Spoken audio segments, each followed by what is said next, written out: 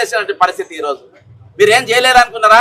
ఈ రోజు ఆంధ్ర వలసకెళ్ళి 1943 మందిని ఈ రోజు అక్కడికి వెళ్ళి చంద్రబాబు నాయుడు ఇక్కడికి పంపుతా ఉన్నాడు, మైగ్రేట్ చేస్తా ఉన్నారు ఉద్యోగులను తెలంగాణ దోచుకోనికి అని చెప్పేసి. తెలంగాణను ఏ విధంగా దోచుకోనికి అక్కడ ఉన్నోళ్ళు నా ఏ2 గాడే A1 గాడు అక్కడ ఉన్నాడు, A2 గాని నేను ఇక్కడ ఉన్నా అట్లా చెప్పి ఈ రోజు ఇక్కడికి పంపుతా ఉన్నాడు. ఈ రోజు ఎవరు మరి ఏ ఉద్యోగ సంఘం మాట్లాడుతుంది? ఎవరు మాట్లాడుతున్నారు? ఆంధ్రకి 1943 మంది వస్తున్నారు ఇప్పుడు. ఈ రోజు వాళ్ళు దాదాపు సంతకం అయిపోయిందంటే కరెక్ట్. ఇంత సీక్రెట్ ఫైల్ మూవ్మెంట్ చేసిర్రు. అమెరికాలో కూర్చొని, లండన్ లో కూర్చొని, దావోస్ లో కూర్చొని జరిగిన ఒప్పందం ప్రకారం ఈ రోజు నా ఉద్యోగుల నా ఏజెంట్లను దగ్గర పెట్టుకోమని చెప్పి పంపుతా ఉన్నారు. ఈ రోజు దేనికోసం పంపుతా ఉన్నారు?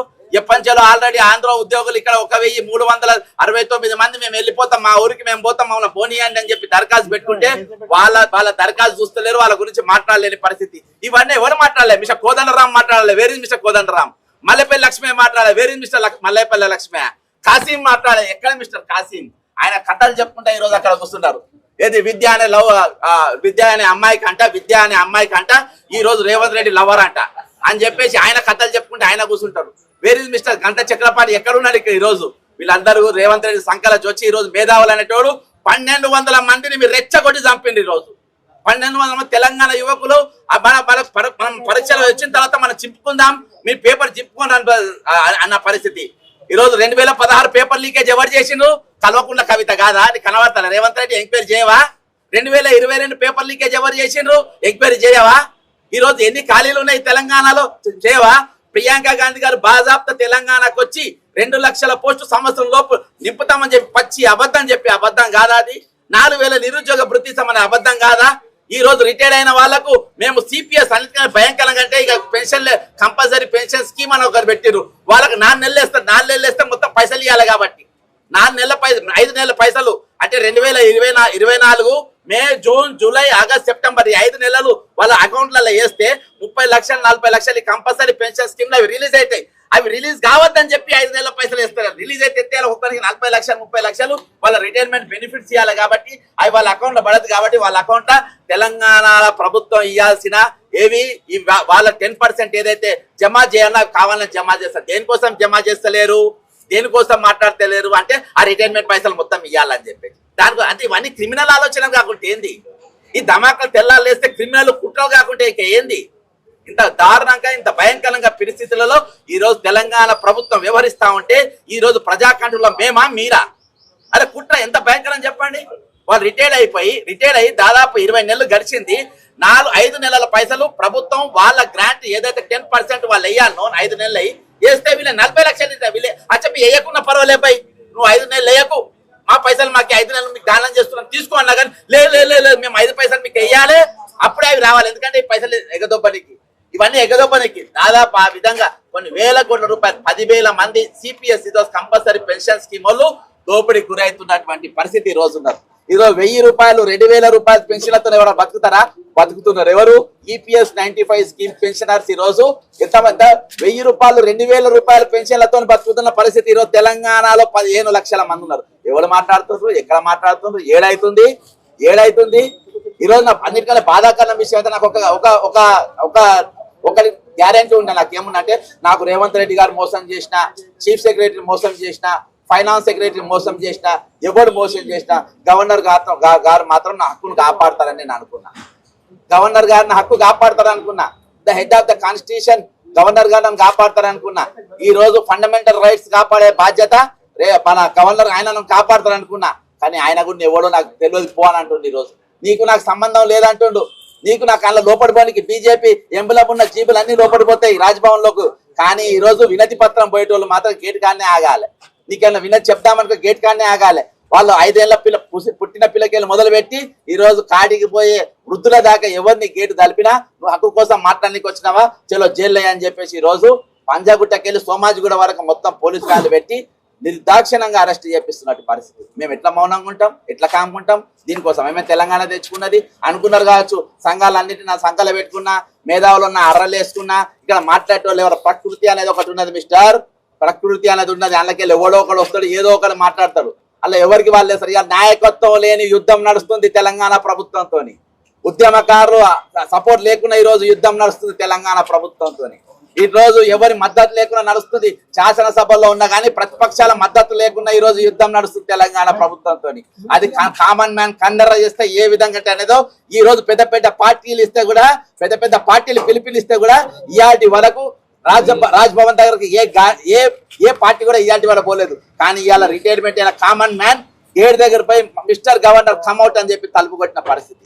నువ్వు అరెస్ట్ చేస్తే చేసుకోవచ్చు, నా హక్కు గురించి మాట్లాడితే మాట్లాడచ్చు, కానీ మిమ్మల్ని మాత్రం ప్రశ్నించే హక్కు, మిమ్మల్ని మాత్రం మేము ఈరోజు నిలదీసే హక్కు మా పైన ఉన్నదని చెప్పి ఈరోజు తెలంగాణ ఉద్యోగులు అది నిరూపించింది. ఈరోజు మీరు అరెస్ట్ చేస్తే చేస్తుండొచ్చు, కానీ ఈరోజు వాళ్ళు నిరూపించుకున్నారు. మీ దగ్గరకు వచ్చారు, వందలాది మంది అరెస్ట్ అయ్యారు, జిల్లాల వారికి అరెస్ట్ అయ్యారు. ఈరోజు వృద్ధులను చూడకుండా అరే వీళ్ళని ఏం చేయగలుగుతారు, వీళ్ళని కొట్టగలుగుతారా, నన్ను చంపగలుగుతారా, నన్ను పొడగలుగుతారా, రాని మాట్లాడతారు. ఎన్ని నిమిషం అన్ని బాధ ఏందో ఇంత ఏమైతుంది గవర్నర్ గారికి, ఏమైతుంది బాధ?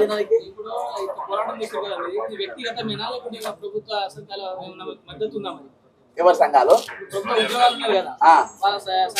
వాళ్ళంతా అరెస్ట్ అయింది కదా. ఇప్పుడు సంఘాలంతా దొంగ సంఘాలంతా ఇప్పుడు రేవంత్ రెడ్డి గారు సంఘాలు ఉంది కదా, వాళ్ళ సంఘాలు బరాబర్ మాట్లాడతా నేను ఎందుకు ఉంది అలా? నా అవసరం ఏముంది, మీ అవసరం ఏముంది? ఎవరు మీకు ఎట్లా కనబడుతున్నావు అట్లా అనుకోవచ్చు, నో ప్రాబ్లం. మీకు ఎట్లా కనబడతారు అనుకోవచ్చు అబ్బా, నాకేం ఇబ్బంది లేదు. ఇది ఎవరి పోరాటం, దేనికోసం మాట్లాడుతుంది, ఎవరి కోసం మాట్లాడుతున్నా అనేది ప్రతి ఒక్కరు తెలుసు. ప్రజాస్వామ్యాన్ని కాపాడుతామన్నారు, హక్కుని ఇస్తా ఉన్నారు, స్వేచ్ఛని ఇస్తా ఉన్నారు. ఇది హక్కు స్వేచ్ఛని ఇస్తుంది అనుకోవచ్చా? రేవంత్ రెడ్డి మాట్లాడతారు కదా పెద్ద పెద్ద మీటింగ్. ఇది నా గేటు, నా ఇల్లు గేటు, రేవంత్ రెడ్డి ఇల్లు గేటు కాదు. నేను బయటికి పోతా అంటున్నా, నా గేట్లకి నన్ను బయటికి పోనిస్తలేదు. స్వేచ్ఛ అంటారా, స్వేచ్ఛ లేదంటారా?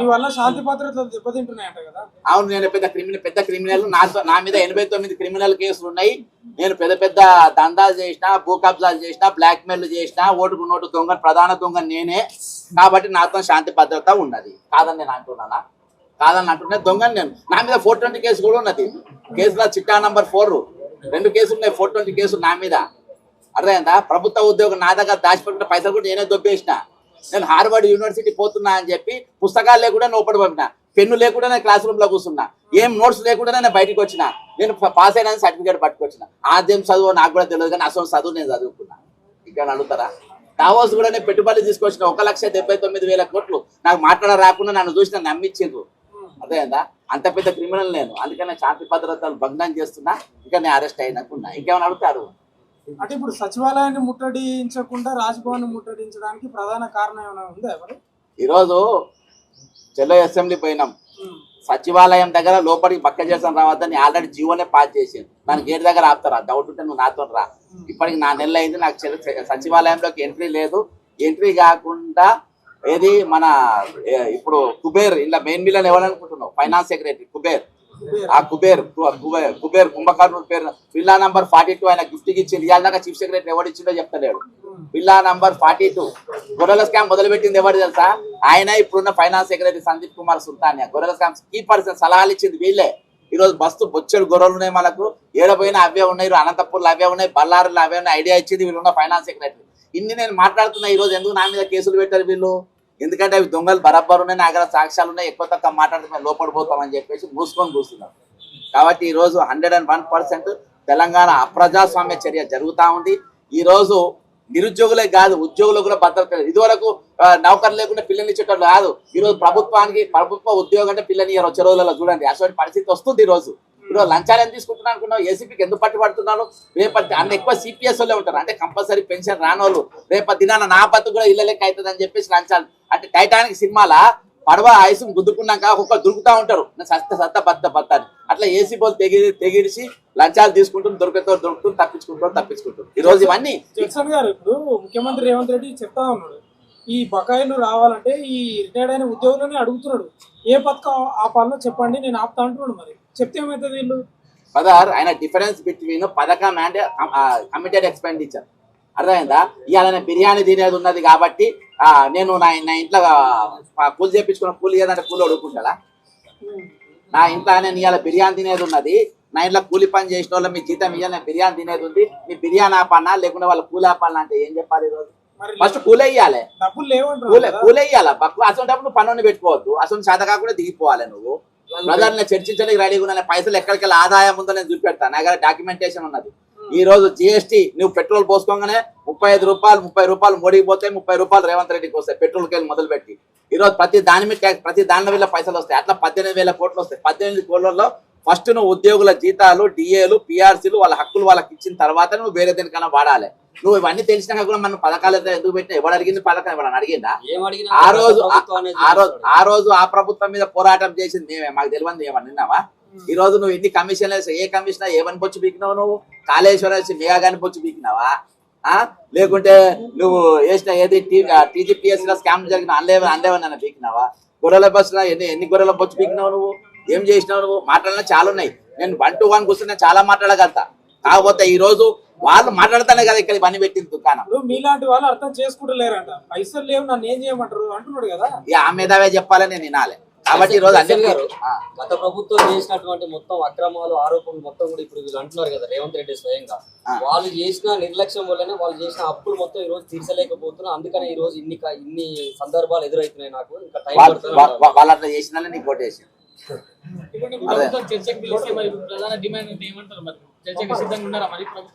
నేను నాతోనే చర్చ, నాతోనే పనబ్బా. ఏదైతే నువ్వు కమిటెడ్ చేస్తున్నావు, ఏదైతే నువ్వు ఎక్స్పెండిచర్ కమిట్ చేసుకున్నావు, వాళ్ళ ఎక్స్పెండిచర్ వాళ్ళ బరాబర్ ఇవ్వాలని అంటున్నా, వాళ్ళ హక్కులు వాళ్ళకి ఇవ్వాలంటున్నా, వాళ్ళ డబ్బులు వాళ్ళకి ఇవ్వాలంటున్నా. ఈ రోజు అవన్నీ పక్కన పెట్టి ఈ రోజు వాళ్ళ హక్కులను కాల రాసి ఈ రోజు మాట్లాడతామన్న గవర్నర్ గారి దగ్గర పోతాం మాట్లాడకుండా చేస్తున్నప్పుడు ఎట్లా చెప్పు?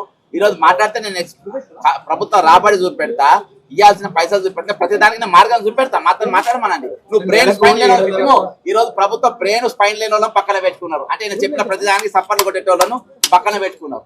అర్థమైందా? 6 సలహాదారులు ఉన్నారు. ఒకరైనా పనికి వచ్చేటోడు ఉన్నాడబ్బా. ఒకడేమో పెట్టెలు మోస్తాడు, ఒకడేమో బొకేలు మోస్తాడు, ఒకడేమో శాలువాలు కప్పుతాడు. గవర్నమెంట్ అడ్వైజర్స్ చెప్తున్నా, అరకర వేనంటాడు ఏం చేస్తాడు? బొకేలు మోస్తాడు, ఓడు పెట్టెలు మోస్తాడు, ఓడు సంచులు మోస్తాడు. ప్రభుత్వ అడ్వైజర్లు వాళ్ళు ఉంటారా? ఏదో జ్ఞానవంతులు రాజశేఖర రెడ్డి గారు ఒక్కడనే పెట్టుకుంటారు. కేవీపీ రామచంద్ర అంటాడు. ఆయనతోనే ఉమ్మడి ఆంధ్రప్రదేశ్ నడిపింది. మీ దగ్గర 6 సలహాలు ఉన్నాయి. ఏం సలహాలు ఇస్తున్నావు ఈరోజు? ఏం సలహాలు తెస్తున్నారు ఈరోజు? తెలంగాణ దేనికోసం తెచ్చుకున్నాం మనం? 12 మంది దేనికోసం చచ్చిపోయినారు? ఉద్యోగులు దేనికోసం పోరాటం చేస్తున్నారు? కాబట్టి ఈరోజు ఉద్యోగ సంఘాలు కూడా మాట్లాడలేని పరిస్థితుల్లో ఈరోజు తెలంగాణ సమాజం వచ్చింది. ఈరోజు 700 కోట్లు రిలీజ్ చేస్తున్నాం అని బట్టి విక్రమార్క చెప్పిండు నెలకు. మరి ఇప్పుడు ఆయన రేవంత్ రెడ్డి గారు 700 మందిని బువ్వకు పిలిచిండు. బువ్వకు పిలిచి అందరికి చెప్పినట్టే 10 మందికే వండినా అని. ఈ 700 మంది ఏమనుకుంటారంటే ఈ 10 మందిలో అన్న మనకేలా దొరుకుతానే 700 మంది అస్సలు కథ అసలు వంటే చేయాలి అక్కడ. అర్థమైందా? అంటే 700 కోట్లలో ఒక్క రూపాయి కూడా రాలేదు. ప్రభుత్వం వెంటనే మన ప్రభుత్వంతో మన గవర్నర్ గానే కలుస్తా. ప్రభుత్వం చాతగాని పని అర్థమైంది. ఈ ప్రజాస్వామ్యం అబ్బా. ఇది ఇదంతా వాళ్ళదే. ఇది గవర్నమెంట్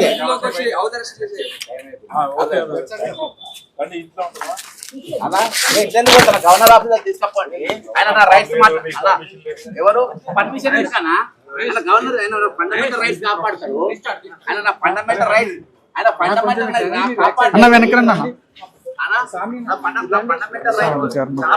మీరు లోగోలు పెట్టుకొని అక్కడి నుంచి ఉంటారండి రిపోర్ట్. ఫండమెంటల్ రైట్స్ కాపాడేవారు. ఫండమెంటల్ రైట్స్ వాళ్ళు కాపాడనికున్నారు.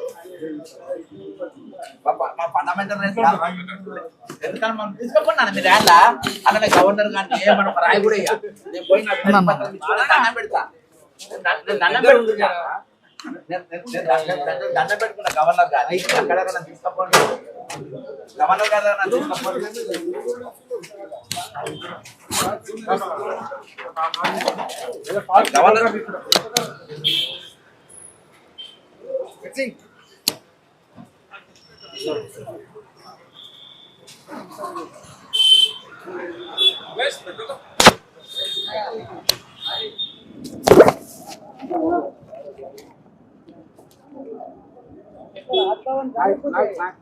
నాకు తెలిసి